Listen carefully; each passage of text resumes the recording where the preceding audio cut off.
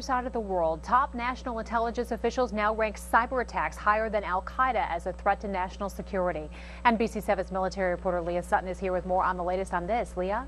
Well, Christine, there's been a recent uptick in the number of cyber attacks, and they have the potential to deeply impact our country's infrastructure, everything from power grids to financial networks. And now cyber tops the list of threats to our national security. Cyberspace is now a battlefield, and some experts say cyber attacks can be more lethal than any other threat our country faces.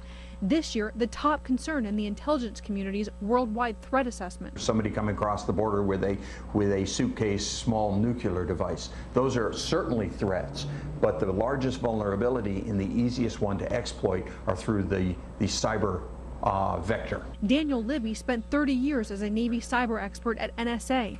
He says the Chinese are the primary state actors in cyber attacks. The Navy's network itself is attacked hundreds of thousands of times every day by entities that have a vested interest in either intelligence collection from our resources or disruption of our ability to command and control our forces. But the threat goes well beyond military infrastructure.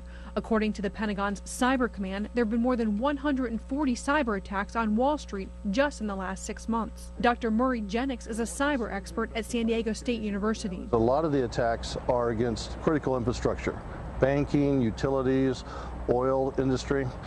These are things that all impact us directly. Our ability to have power, our ability to get gas. Jennex says the worst case scenario would be simultaneous attacks on all three systems at the same time. In rolling blackouts, we can't use our financial system, and we're not getting our oil, or we're not getting the gas we need at the right time. So if you put all that together, what you start seeing is some civil disruption.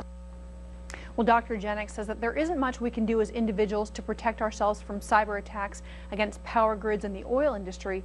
But as far as banking goes, he recommends keeping hard copies of banking records and not relying on electronic copies. Also planning in advance when you want to withdraw money or make a deposit. Leah Sutton, NBC7.